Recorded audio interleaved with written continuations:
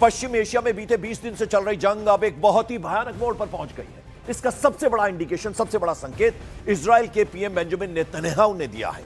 Israel के प्रधानमंत्री Benjamin Netanyahu का बड़ा बयान ऐसे में सामने आया। नेतन्याहू ने साफ कह दिया कि ईरान में हवाई हमले के साथ साथ जमीनी ऑपरेशंस भी जरूरी हैं। इजरायली पीएम नेतन्याहू का कहना है कि मैदान में उतरकर कई तरह की जो पॉसिबिलिटीज है, संभावनाएं हैं, उन पर काम किया जा सकता है, लेकिन वो सभी संभावनाएं अभी सार्वजनिक नहीं की जा सकती। नेतन्याहू के मुताबिक सिर्फ हवाई हमलों से न तो युद्ध जीता जा सकता है और न ही किसी तरह की कोई क्रांति लाई जा सकती है। साथ ही में उन्होंने ये भी कहा कि एयर स्ट्राइक बहुत कुछ करती है और इजराइल अभी वही कर रहा है, लेकिन जंग सिर्फ हवा से जीती नहीं जाती है, यह भी क्लियर कर दिया है नेतन्याहू ने। It is often said that you can't do revolutions from the air. That is true.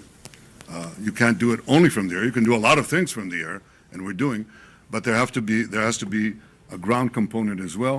There are many possibilities for this ground component, and I take the liberty of not sharing with you all those possibilities.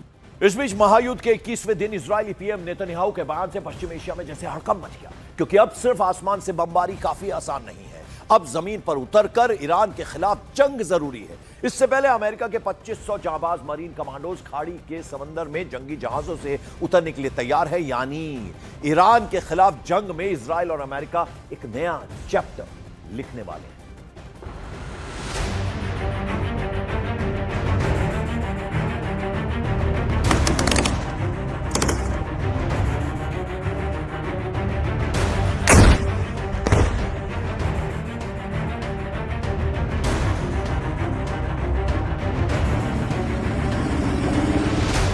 Iran के खिलाफ जमीनी जंग की तैयारी।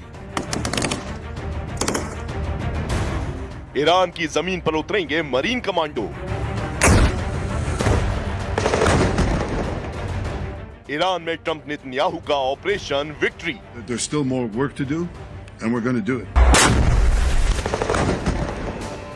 Israeli PM Benjamin Netanyahu की इस चेतावनी के बाद ईरान में हड़कंप मच गया है। अब इस जंग का रुख हवाई हमले से मूव होकर जमीनी जंग में तब्दील होने की तरफ दिखने लगा है।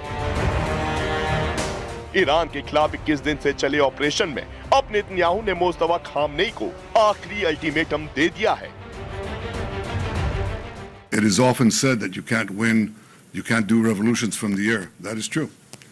You can't do it only from the air. You can do a lot of things from the air, and we're doing, but there has to be a ground component as well. There are many possibilities for this ground component, and I take the liberty of not sharing with you all those possibilities. Netanyahu ने ऐलान कर दिया है कि वो Iran की अंतिम तबाही करके ही दम लेंगे। उन्होंने एक बार फिर से युद्ध में अमेरिका और इजराइल के लक्ष्य को बताया, जिसमें ईरान के परमाणु खतरे को कम करना, मिसाइल पावर को नेस्तनाबूद करना और तीसरा ईरान में सही सत्ता स्थापित करना शामिल है।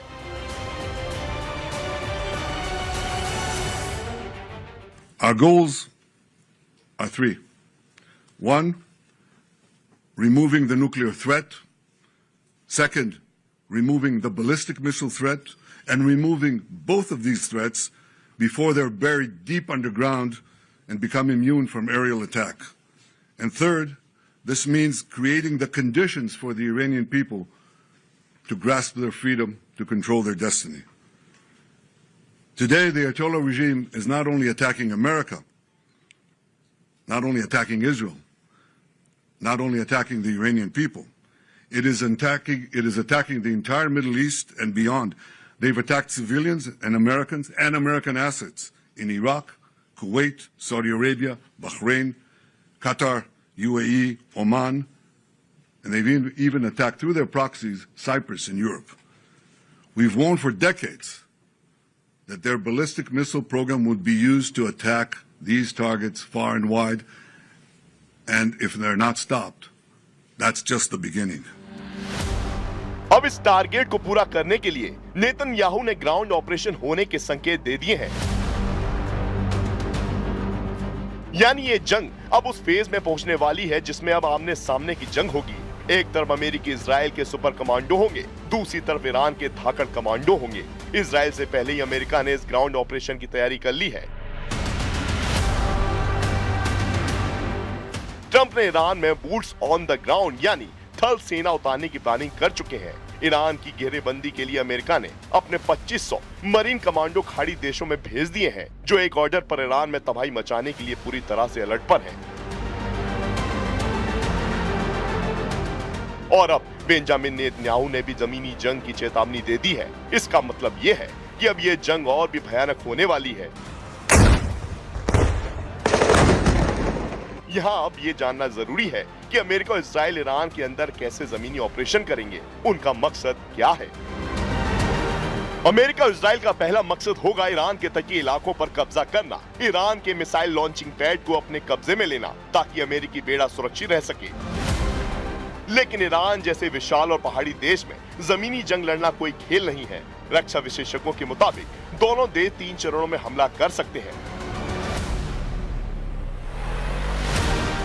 पहला फेज है सर्जिकल स्ट्राइक और पैराड्रॉप। इसमें अमेरिका और इजराइल के कमांडो हेलीकॉप्टर के जरिए सीधे ईरान के परमाणु ठिकानों और मोस्तबा खामने के कमांड बंकर्स के पास उतर सकते हैं। उनका मकसद है टारगेटेड किलिंग और बंकर्स को अंदर से तबाह करना। जमीनी जंग का दूसरा फेज है तटीय घेराबंदी। इसमें अमेरिकी नेवी और मरीन कमांडो बुशहर और चाबहार जैसे बंदरगाहों पर हमले कर सकते हैं। मकसद होगा ईरान की नौसेना को पूरी तरह पंगु बनाना और वहां से सप्लाई रोकना। ग्राउंड ऑपरेशन का तीसरा फेज होगा बफर जोन बनाना। इजराइल दक्षिण की तरफ से ईरान के तेल संपन्न इलाकों में घुसकर एक बफर जोन बना सकता है, ताकि ईरान की आर्थिक कमर हमेशा के लिए टूट जाए। 21 दिन से चल रही इस जंग में बेंजामिन नेतन्याहू की चेतावनी जितनी डरावनी है, जमीनी हकीकत उतनी ही कठिन है, क्योंकि ईरान का भूगोल इजराइल या इराक जैसा समतल नहीं है। जागरोस पहाड़ियां टैंकों और पैदल सेना के लिए मौत का जाल बन सकती हैं। वहीं ईरान की IRGC और उनकी वासिस फोर्स जमीनी जंग में माहिर है। वे हर गली और हर पहाड़ को अमेरिकी सैनिकों के लिए कब्रिस्तान बना सकते हैं। इसके साथ ईरान के 7,000 मील लंबी अंडरग्राउंड सुरंगें हैं, जिससे अमेरिका और इजराइल के कमांडो को मुश्किलों का सामना करना पड़ सकता है।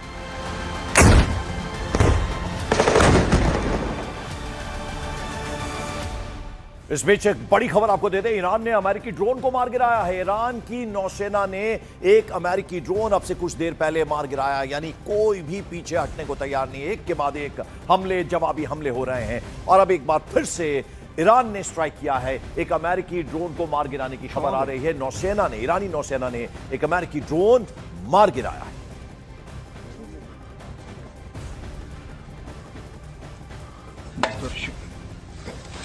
उधर ईरान के खिलाफ इजराइल ने जमीनी जंग के इंडिकेशंस दिए हैं, संकेत दिए हैं। इस ऑपरेशन में अमेरिकी मरीन्स कमांडो की अहम भूमिका रहने वाली है। इस दौरान 3 जो रणनीति हैं उन पर दोनों ही फोर्सेस काम कर सकती हैं। तो पहली क्या है? पहला फेज है सर्जिकल स्ट्राइक और पैराड्रॉप। इसमें अमेरिका और इजराइल के कमांडोज हेलीकॉप्टर के जरिए सीधे ईरान के परमाणु ठिकानों और मुश्तबा खामनेई के कमांड बंकर्स के पास उतर सकते हैं। इनका मकसद है टारगेटेड किलिंग और बंकर्स को अंदर से पूरी तरह से तबाह कर देना होगा। जमीनी जंग का दूसरा फेज अब जरा आपको बता दें तो यह है तटीय घेराबंदी। इसमें अमेरिकी नेवी और मरीन कमांडोज बुशहर और चाबहार जैसी जो बंदरगाह हैं उन पर सीधे सीधे हमले कर सकते हैं और इसका मकसद होगा ईरान की जो नौसेना है उसको पूरी तरह से पंगु बना देना और वहां से सप्लाई रोक देना।